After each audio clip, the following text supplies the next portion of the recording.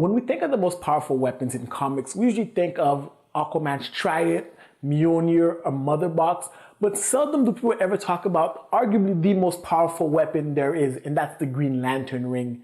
Now, if we look past the giant boxing gloves and the giant airplanes and racing cars, the Green Lantern ring is one of the most powerful things you can have in comics.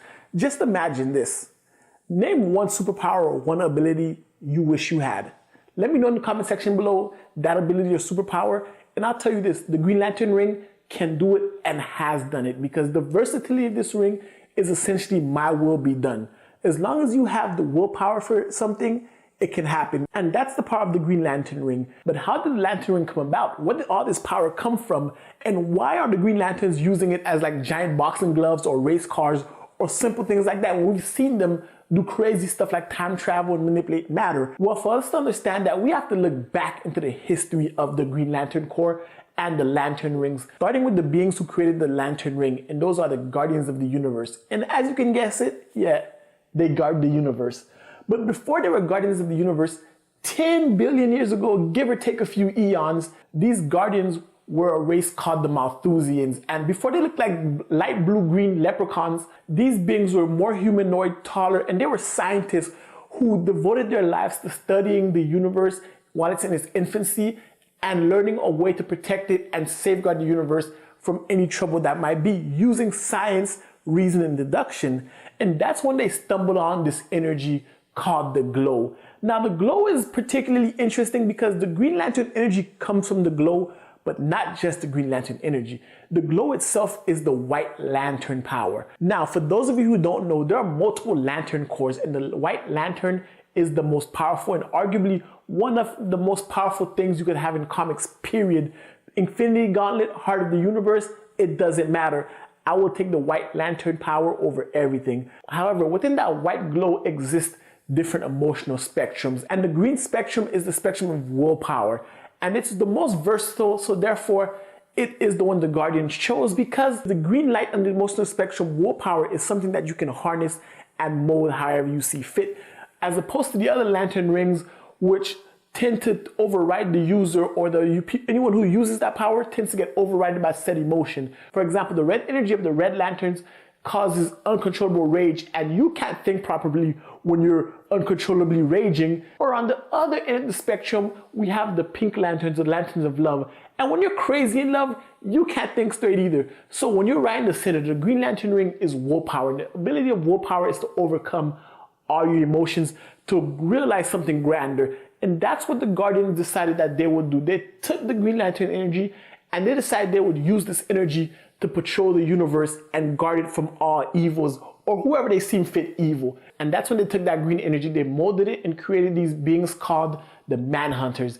Now, these Manhunters were robots, and the Guardians felt like because they were robots and they had no emotion, they could better patrol the universe, and they gave them the ability to manipulate the green energies to do their bidding. So these Manhunters used the gun to channel the green energy. They absorbed it and just fired people. However, the Manhunters went around the universe killing people and slaughtering indiscriminately, because the Manhunters' mantra was no one escapes the Manhunters. But having robots channel this energy wasn't good enough. It didn't work. So the Guardians moved away from the Manhunters, and they needed a different way to channel this energy, because using them as a primitive gun and just blasting people with green energy, that's just kind of whack, to be honest. You have all this power, you're just gonna blast people with it. So they took that energy and they created these power gauntlets. Now, this power gauntlet is the prototype of what will eventually become the Green Lantern ring.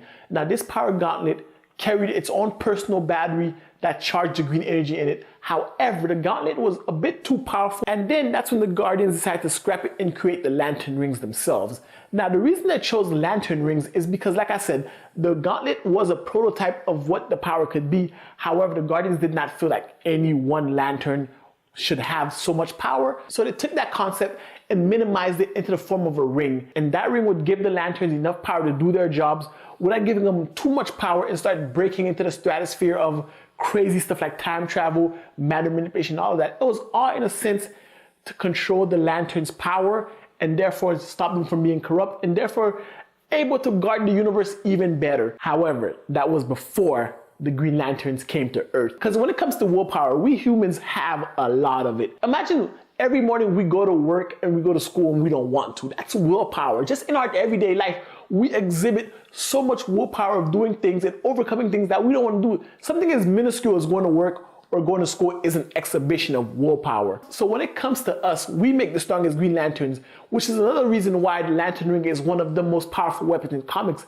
because I can be a Green Lantern, you can be a Green Lantern, anybody here on the planet can be a Green Lantern. However, not all of us can lift Thor's hammer, not all of us can operate a mother box or are blessed to use Aquaman's spear or any of these other powerful weapons in comics. But because the Green Lantern Ring is so versatile and it's so easy to use, any of us can use it. As long as you want something bad enough, as long as you want to will something, you can use the Lantern Ring. So that's the history of the Lantern Ring. Now, what can the Lantern Ring do? What are its powers? And the answer is everything. The Lantern Ring can do anything you can imagine.